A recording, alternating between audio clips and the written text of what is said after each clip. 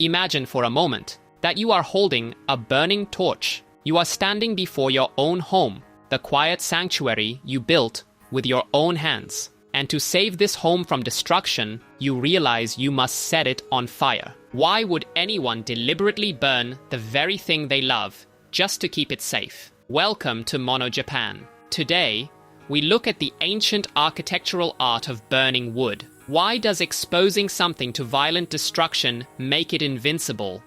Let us explore that mystery together.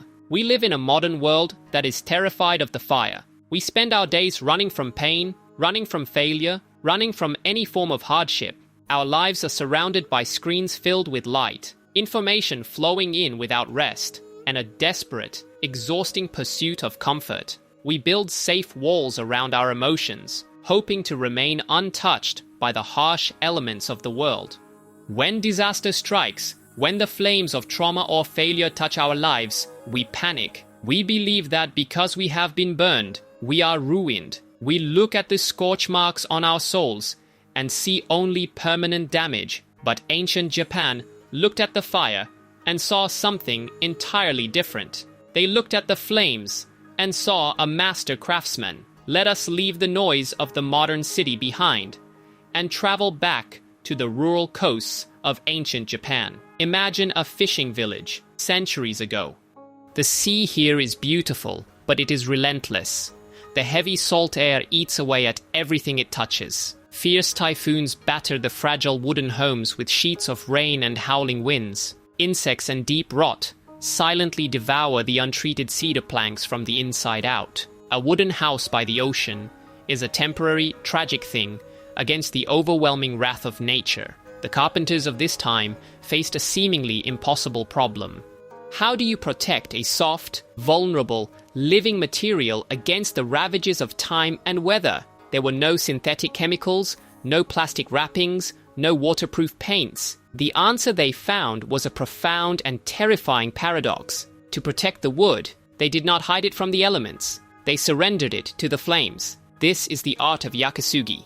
The word itself is humble and direct. Yaki means to heat, to burn, or to grill. Sugi is the Japanese cedar tree.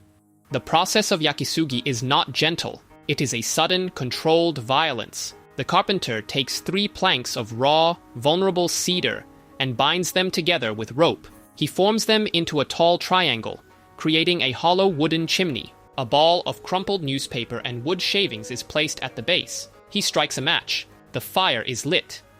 Instantly, the flames rush upward through the hollow core, catching the inside of the dry boards. You can hear the violent crackle as the fire breathes.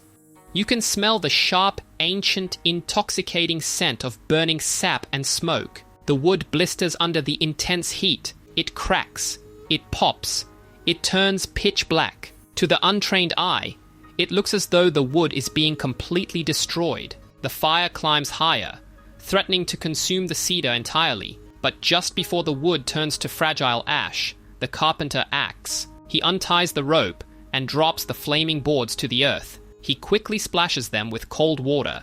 A great, hissing cloud of white steam rises into the quiet air. The fire is dead. But what is left behind on the ground is no longer ordinary wood. The soft, vulnerable outer layer of the cedar has been completely incinerated. What remains is a thick, carbonized crust, a deep, shimmering, textured black armor. By burning the wood, the fire has violently extracted all the moisture. It has burned away the cellulose, the very nutrients that insects and rot would normally feed upon. The cellular structure of the cedar has been fundamentally altered. It has become a shield of pure carbon. This blackened wood will no longer rot in the rain. The termites will not touch it, for there is nothing left to consume. The bitter salt wind from the ocean cannot penetrate its hardened surface, and, most beautifully of all, it has become incredibly resistant to fire. Because it has already burned, it cannot easily burn again.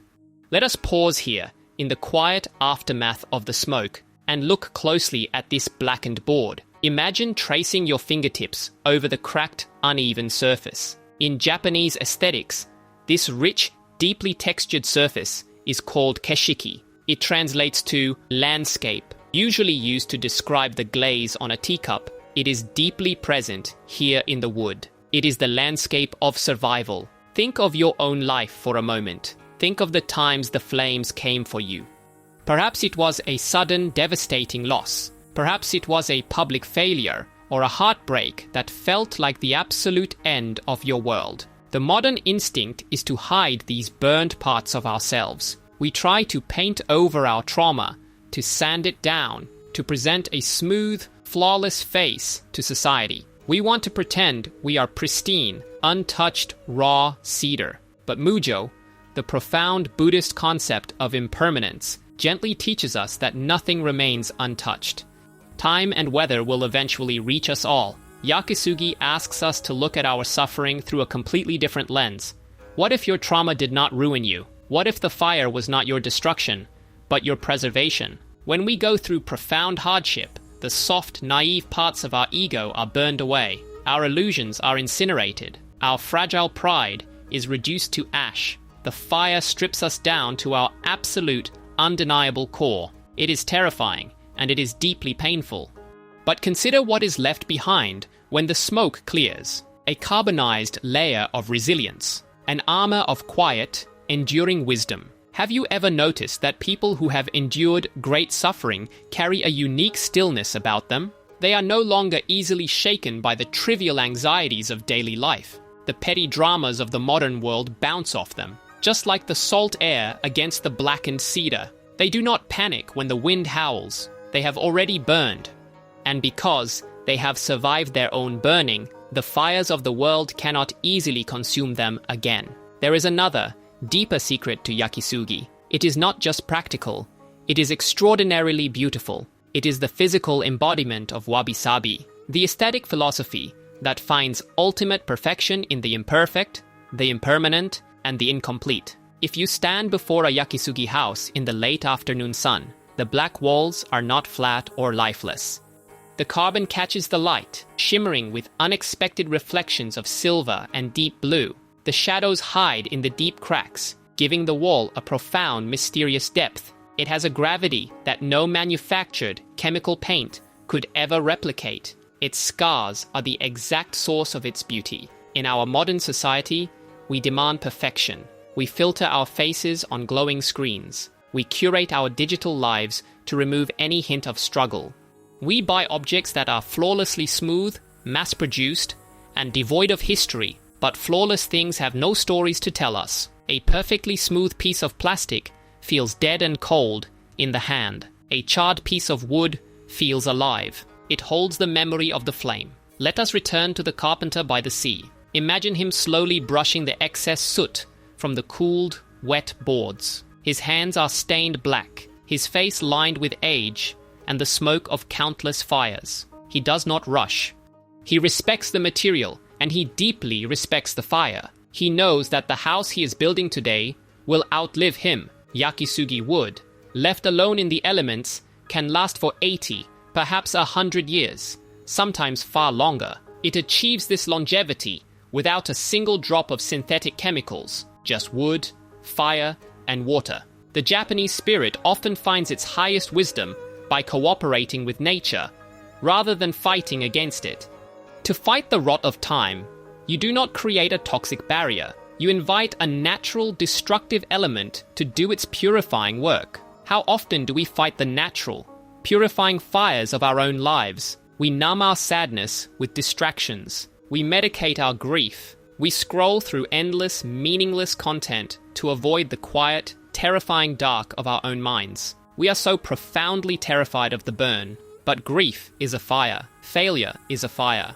If we stop running, if we allow ourselves to sit quietly in the heat and let it scorch away what is no longer true, we transform. We undergo our own spiritual Yakisugi. Think back to a moment when you were certain you were broken. Perhaps you lost a career you had tied your entire identity to. Perhaps someone you loved deeply walked away, leaving an empty space in your home. In that exact moment, you felt the blister and the crack of the wood.